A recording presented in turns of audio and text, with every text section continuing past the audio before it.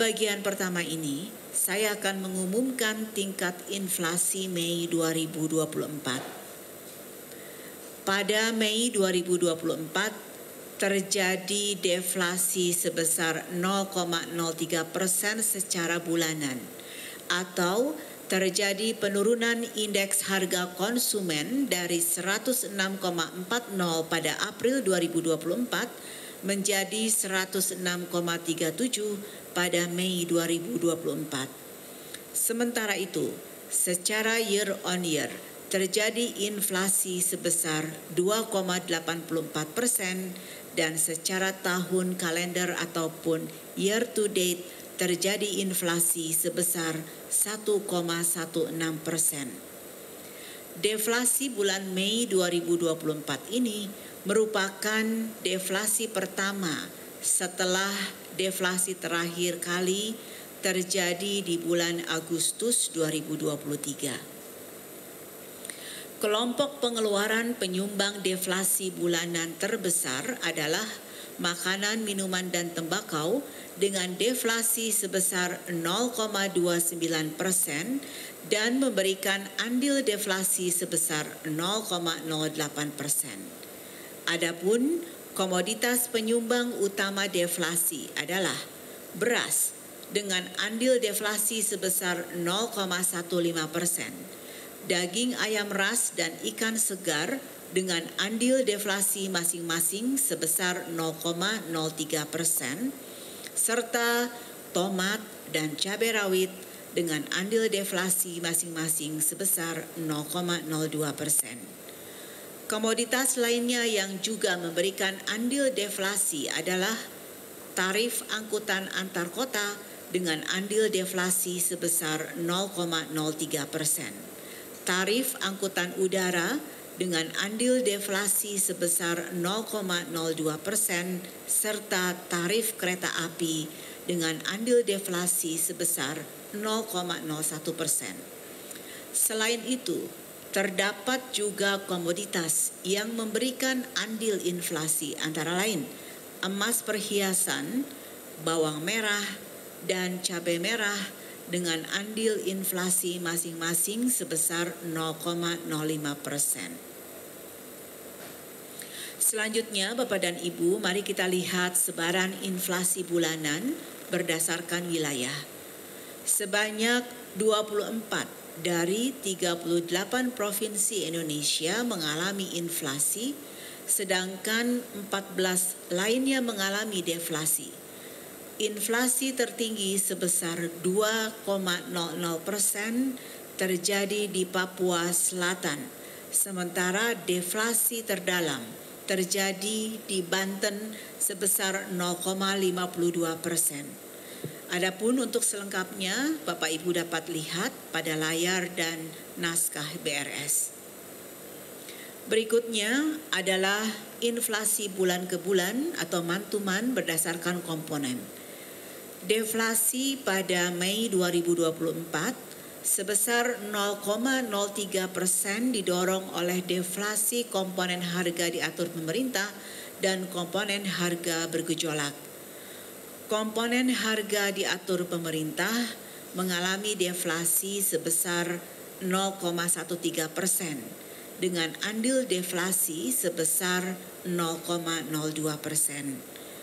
Komoditas yang dominan memberikan andil deflasi adalah tarif angkutan antar kota, tarif angkutan udara, dan tarif kereta api. Komponen harga bergejolak mengalami deflasi sebesar 0,69%. Komponen ini memberikan andil deflasi sebesar 0,12%. Komoditas yang memberikan andil deflasi secara dominan adalah beras, daging ayam ras, tomat, dan cabai rawit. Komponen inti mengalami inflasi sebesar 0,17%. Komponen ini memberikan andil inflasi sebesar 0,11%. Adapun komoditas yang dominan memberikan andil inflasi adalah emas perhiasan, gula pasir, kue kering berminyak, dan biaya sewa rumah. Selanjutnya, saya akan menyampaikan tinjauan khusus terkait dengan perkembangan inflasi pasca momen Lebaran. Jika dilihat secara historis sejak tahun 2020, umumnya pasca Lebaran biasanya terjadi deflasi. Deflasi pada Mei 2024 utamanya disumbang oleh penurunan harga secara umum yang terjadi pada kelompok makanan, minuman dan tembakau, serta kelompok transportasi. Meskipun demikian, deflasi pasca Lebaran di bulan Mei 2024 ini memang tidak sedalam beberapa periode sebelumnya. Sebagai contoh, pada Juni 2021, di mana pada saat itu Lebaran terjadi pada tanggal 13 Mei 2021 dan pada bulan Juni tersebut terjadi deflasi sebesar 0,16% pasca Lebaran Mei 2021. Jika dilihat lebih rinci, deflasi pada bulan Mei ini utamanya didorong oleh komoditas beras. Pada Mei 2024, beras kembali mengalami deflasi sebesar 3,59% dan memberikan andil deflasi sebesar 0,15%. Meskipun produksi beras mulai menurun, deflasi komoditas beras masih terjadi karena stok beras yang tersedia masih memadai. Secara umum, 29 provinsi mengalami deflasi beras, 1 provinsi stabil, dan 8 provinsi mengalami inflasi beras. Kelompok lainnya yang juga berkontribusi pada deflasi bulan Mei 2024 adalah transportasi. Seperti pada momen pasca Lebaran di tahun-tahun sebelumnya, kelompok transportasi kembali mengalami penurunan harga pada Mei 2024 setelah mengalami kenaikan harga pada momen Lebaran di bulan sebelumnya.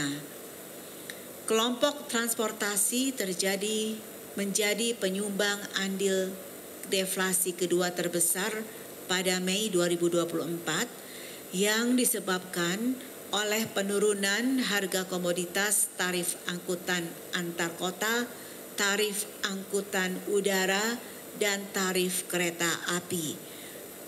Tarif angkutan antar kota dan tarif kereta api pada Mei 2024 ini mengalami deflasi terdalam sejak Januari 2021. Sementara itu, terdapat beberapa komoditas yang mengalami inflasi pada bulan ini, antara lain kelompok perawatan pribadi dan jasa lainnya menjadi kelompok penyumbang inflasi terbesar, yaitu sebesar 0,87% dengan andil 0,05%. Komoditas utama yang menjadi penyumbang andil inflasi pada kelompok perawatan pribadi dan jasa lainnya adalah komoditas emas perhiasan. Komoditas emas perhiasan terus mengalami inflasi sejak September 2023. Selanjutnya, komoditas bawang merah dan cabai merah juga menjadi komoditas penyumbang inflasi di tengah deflasi pada Mei 2024. Andil kedua komoditas ini masing-masing sebesar 0,05% dan inflasi masing-masing, yaitu inflasi bawang merah dan cabai merah, masing-masing adalah sebesar 8,15% dan 11,49%. Komoditas bawang merah mengalami inflasi dalam 3 bulan terakhir.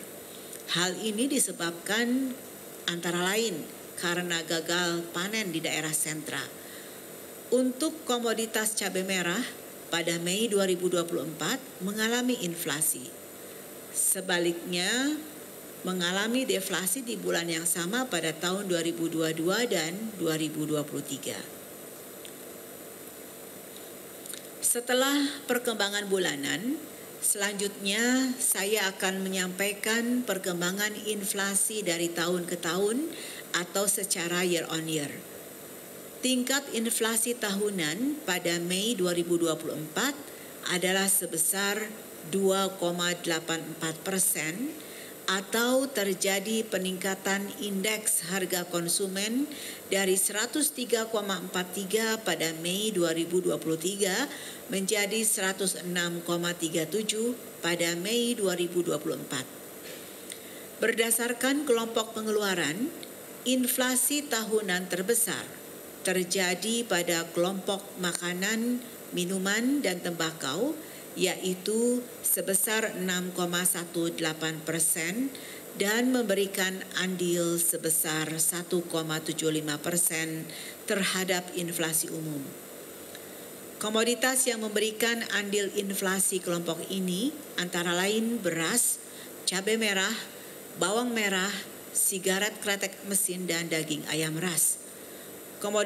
Komoditas lain di luar kelompok makanan, minuman, dan tembakau yang juga memberikan andil inflasi cukup signifikan antara lain adalah emas perhiasan, tarif angkutan udara, dan nasi dengan lauk.